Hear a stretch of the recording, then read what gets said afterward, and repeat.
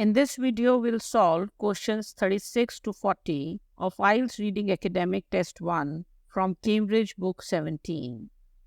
In case you missed it, we have already solved reading passages 1 and 2 and the rest of the questions of passage 3.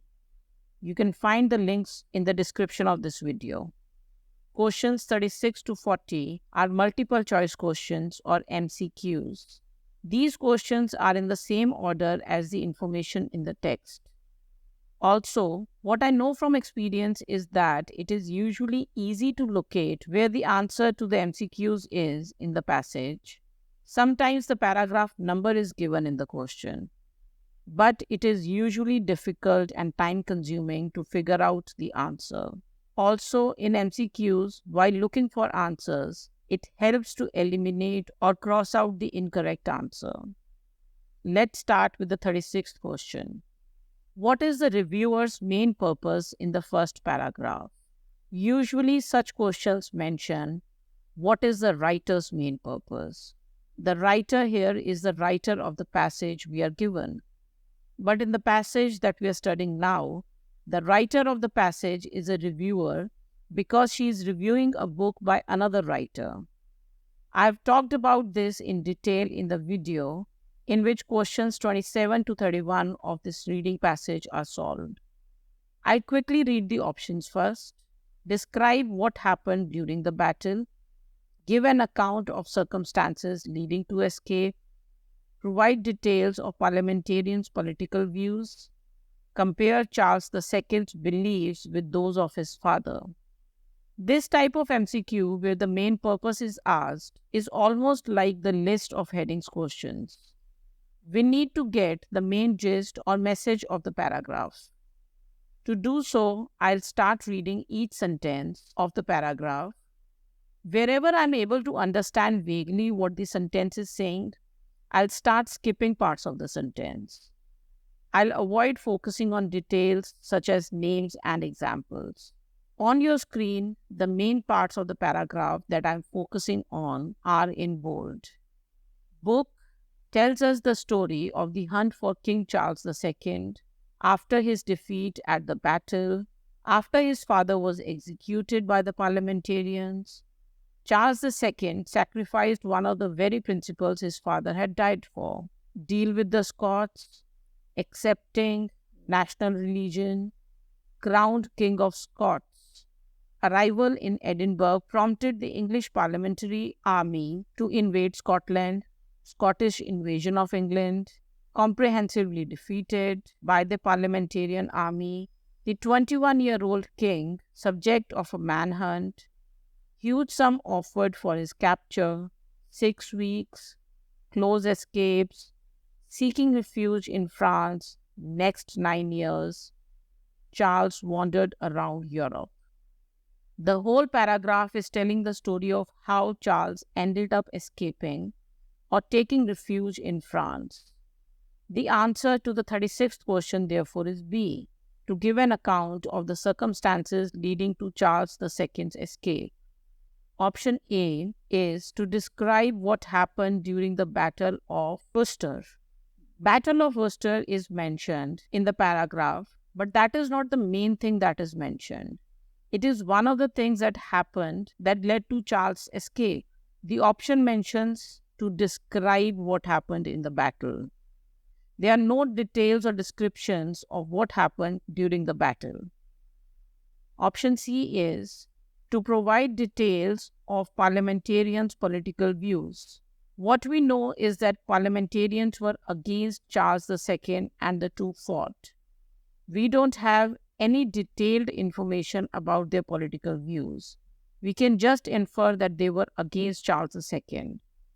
Just as in option A, where the word describe is mentioned, in option C, it says provide details. There are no details of these things. These things are just mentioned in the passage.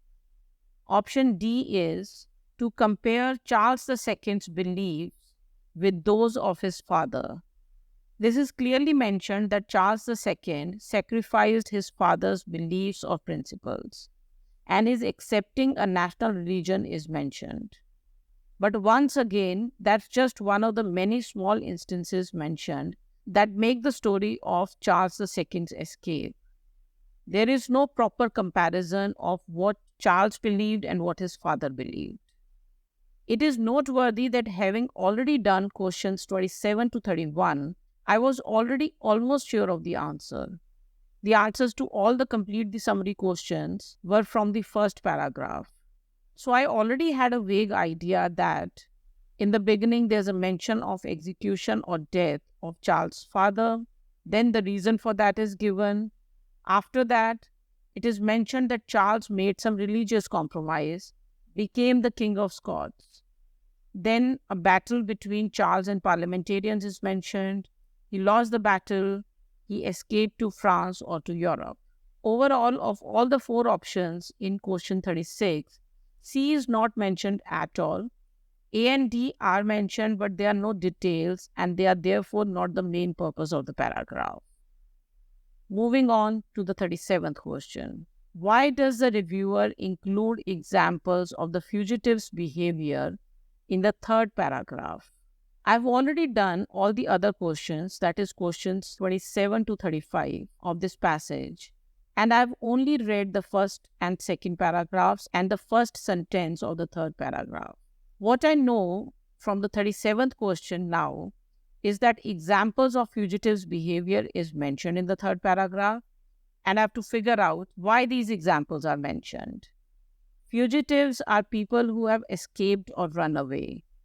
Here we know Charles II with his supporters escaped, so they are the fugitives. I will once again read through the paragraph as quickly as possible, trying to focus on only the relevant parts. The parts on which I'm focusing are on your screen in bold.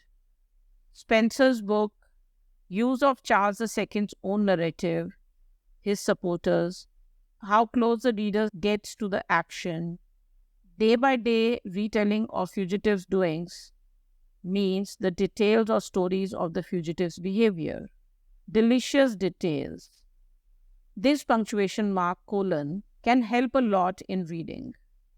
Colon is usually followed by a list or details or examples or explanation. Usually I skip the part after colon when skimming through a paragraph. I won't do this here because I expect the examples which are mentioned in the question after this. Cutting of king's long hair, walnut leaves to dye his pale skin, Charles lying on a branch, as the parliamentary soldiers covered the forest floor. Spencer draws out both the humor. This could tell what the examples or details did in the book, such as dash is another punctuation mark which helps in readings, in a way similar to colon. They give details, definitions, examples, or explanations. In this case, there is another example of fugitive's behavior. Refusal of Charles' friend to adopt disguise. The emotional tension when the secret of the king's presence was revealed to his supporters. Another use of dashes in any passage is that if there are two dashes in a sentence, you can cross out that part and the rest of the sentence is still complete and easier to understand. What we get from here is Spencer draws out both the humor and the emotional tension when the secret of the king's presence was revealed to his supporters. Notice that all the parts of the paragraph in green on the screen are examples and they can be easily identified because of the use of colon and dashes. Let's look at the options in the question now. A. To explain how close Charles II came to losing his life. We can think that one of the examples could be about this. Charles lying on a branch while the parliamentary soldiers covered the forest floor. Cover means to search something thoroughly. But option A is incorrect because the question is about the purpose of the many examples that are given, not one single example. Option B, to suggest that Charles II's supporters were badly prepared. This cannot be the answer because This is in no way mentioned or implied. From the last sentence, we know that the examples bring out humor and emotional tension. It is not about how well prepared they were or they were not. Option C, to illustrate how the events of the 6 weeks are brought to life. Illustrate can mean to draw or to make a picture, but illustrate can also mean to explain or show or give an example of. Brought to life means write in a way that the person or persons seem alive or real. So the examples such as how the king cut his hair make the reader connect to the fugitives. The answer to the 37th question is C. I'll still look at the option D. Option D is to argue that certain aspects are not as well known as they should be. This is not mentioned at all. Some details are mentioned, but it doesn't say that they are details which are not known properly. Very often, while doing multiple choice questions, you may not be 100% sure about an answer, but you could be 100% sure that the other options are incorrect. In this case, I know for sure that A, B, and D are not the answers. C seems like a probable answer, but I was expecting some mention of humor or emotional tension. I guess we could say that by humor and emotional tensions, the lives of fugitives are brought to life. This is why eliminating or crossing out incorrect answers can sometimes really help while attempting multiple choice questions. The 38th question now. What point does the reviewer make about Charles II in the 4th paragraph? Let's quickly read through the options. Chose to celebrate what was essentially a defeat, misunderstood the motives of his opponents, aimed to restore people's faith in the monarchy, driven by a desire to be popular. Let's go through the 4th paragraph. Once again, the relevant parts from the paragraph are in bold on the screen. Charles' adventures hide the uncomfortable truth. Almost everyone in England had been appalled by the execution of his father, not welcomed the arrival of his son, rode at the head of foreign invasion force. All of this seems to be a summary of what we have already read in the 1st paragraph. Moving on, a decade of civil war, people were desperate to avoid it beginning again. Till here, the basic meaning seems to be that people were unhappy with Charles II. This makes it interesting that Charles II himself loved the story so much even after, retelling it to anyone who would listen. The story is the story of the battle and how Charles II had to escape. People did not welcome him, and yet Charles loved the story and told it often, causing eye-rolling. Eye-rolling implies that people were disappointed or unhappy about Charles telling the story. A series of initiatives to memorialize it. Charles told the story to many people and also did things so that the story would be remembered in future also. After this, there's a list of things that Charles did to make sure that the story was memorialized. New order of chivalry, oil paintings, commissioned the artist to paint. So I'm skipping this part, which is just a list of things that was done by him to make sure that these stories were remembered. The last sentence of the paragraph. It is hard to imagine many other kings marking the lowest point in their life so enthusiastically or indeed pulling off such an escape in the first place. The paragraph starts with the facts of what happened. People being unhappy with Charles II, the battle, and Charles' escape. Then it is mentioned that Charles talked about this all the time and did many things to make sure it stayed memorable, such as getting paintings made. The last sentence of the paragraph is important, which implies that this whole experience was the lowest point of Charles II's life, but he was enthusiastic or excited about it. Let's look at the options in the question now. Option A. He chose to celebrate what was essentially a defeat. This seems like the correct answer. Charles II lost the battle and he had to escape, but later he celebrated it. Option B. He understood the motives of his opponents. No such thing is mentioned. He fought a battle. It is mentioned what the opposition thought about him, but there is no mention about what he thought about their motives or whether he understood or misunderstood them. So B cannot be the answer. Option C. He aimed to restore people's faith in the monarchy. It is mentioned in the paragraph that people were not happy with him. Or we can say that he was the reason people lost faith in monarchy. Monarchy is a form of government in which the king or the monarch is the head. Option D is he was driven by a desire to be popular. This could be slightly trickier because a lot of things that King Charles did, such as getting the oil paintings made, etc., could have made him popular as well. But popular is a positive word. Popular means people like him. Whereas when Charles did all of this, he got a lot of eye rolling, not everyone liked it, and still he continued to do it.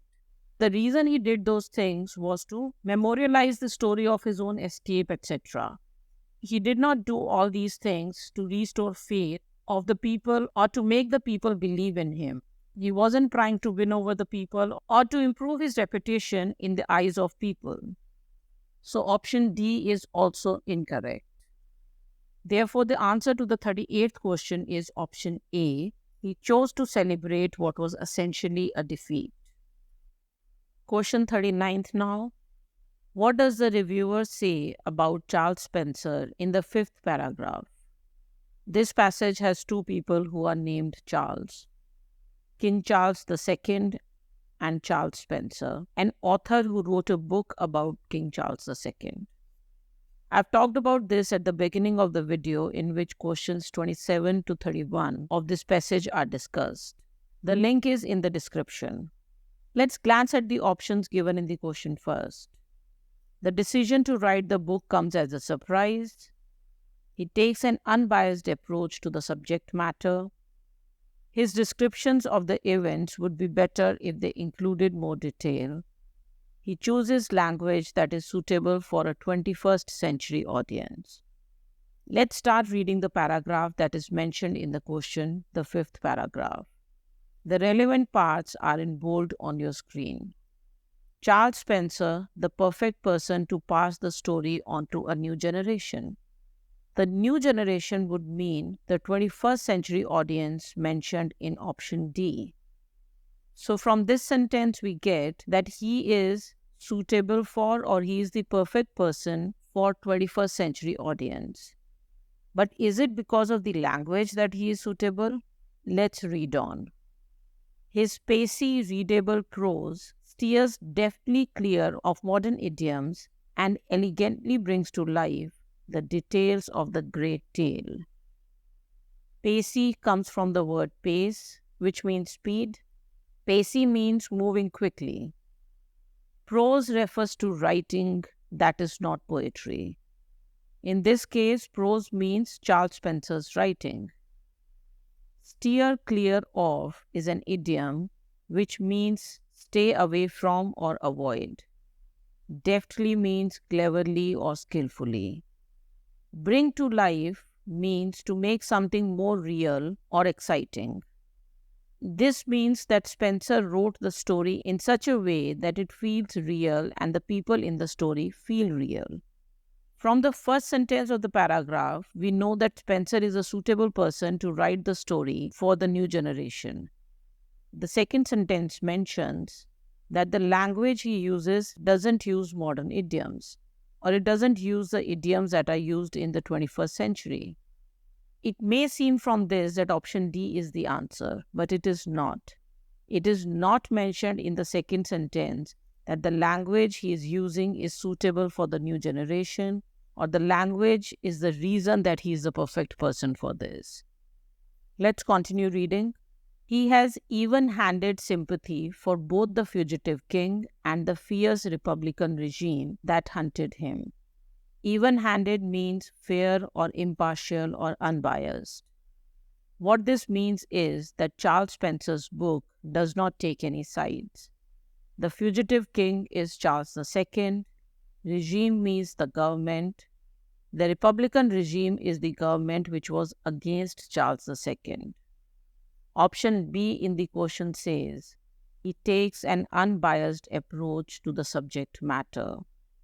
Subject matter means any topic or any subject which is being talked about or written about.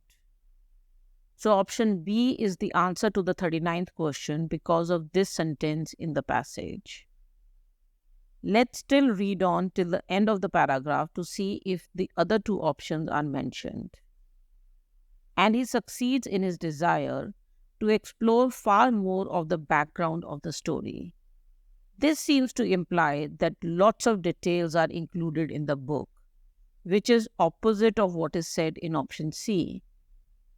So let's go through the options in the question again. Option A is not mentioned at all. Option B is correct because of this sentence in the paragraph. He has even-handed sympathy for both. Option C is incorrect because this sentence in the paragraph says that details are there. Option D is incorrect because although it is mentioned in the paragraph that Charles Spencer was the perfect person to write for the new generation, it does not mention that the reason for this is the language he uses. On to the 40th question now. When the reviewer says the book doesn't quite hit the mark, she is making a point that hit the mark is an idiom which means to be successful or to be good at something. Doesn't quite hit the mark means is not really successful or really good. To make a point means to put emphasis on something or to specially say something. While looking for the answer to the previous question, the 39th question, we read the positives or the good things about the book. Now we are looking for the negatives or the bad things about the book. Or we are looking for things which didn't quite hit the mark. In this question, it is not mentioned which paragraph the answer is in. But the answer to the previous question was in the 5th paragraph. So the answer to this question should be in the 6th paragraph or after that. Also, the question has this phrase, doesn't quite hit the mark, in quotes. So I'm sure that I'll find this phrase as it is in the passage. And as I look through the 6th paragraph, I can see that in almost the middle of the 6th paragraph, which is also the last paragraph of the passage, the phrase doesn't quite hit the mark is mentioned. Let's read the sentence. This is the one area where the book doesn't quite hit the mark. Now we have to read the sentence before this to check which area or which thing about the book was not good. Did the need to assume disguises, to survive on wit, to use trickery, help form him? What this vaguely means is that King Charles used disguises, trickery, etc. when he was living as a fugitive. Did these things help form him or make him the person he was afterwards? This is the one area where the book doesn't quite hit the mark. This means the book doesn't tell us whether these experiences changed him in any way or influenced the kind of person he was afterwards. Now let's look at the options in the question. The options are A. Overlooks the impact on ordinary people. Overlook means fail to notice or miss or do not mention or ignore. Impact means effect. What option A means is that the book ignores the effect of the events mentioned in the passage on the general public. This doesn't seem to be the correct answer. This is not mentioned anywhere in the paragraph. Option B. Lacks analysis of prevalent views on monarchy. Lack means does not have. Analysis means the detailed study of. Prevalent means anything that is common at a particular time. Monarchy is a form of government in which a king is the head of the government. What option B means is that there is no detailed discussion in the book on what the people of that time thought about having a king as the head of the government. Again, this doesn't seem to be the answer. Option C omits references to the deceit practiced by Charles II during hiding. Omit means does not include or leaves out. Reference means mention. Deceit means fraud or cheating. What option C means is that the book does not include any cheating or any trickery that Charles II did when he was in hiding. In the passage, it is clearly mentioned that Charles used disguises, trickery, and subterfuge. So option C is surely not the answer. Option D fails to address whether Charles II's experiences had a lasting influence. Address here is a verb and it means to give attention to a problem or to deal with a problem. Lasting influence means the effect of something that continues for a long time. The meaning of option D is that the book does not talk about or deal with whether there was any long-term effect on Charles II after he escaped and had to live in hiding. This is the correct option. In the passage, it says, "Did the need to assume disguises, to survive on wit and charm alone, to use trickery and subterfuge, to escape from tight corners." These are all the experiences he had. To form something means to have an effect on something that changes them or makes them the kind of people they are. This means the same as to have a lasting influence on someone. So the answer to the 40th question is D. With this, we have solved all the questions of Reading Academic Test 1 from Cambridge Book 17. The links to the videos with step-by-step solution to questions 1 to 35 are in the description of this video. Hope this video helped you. Do like and share this video. Subscribe to our channel for more IELTS related content. That's it for now. All the very best.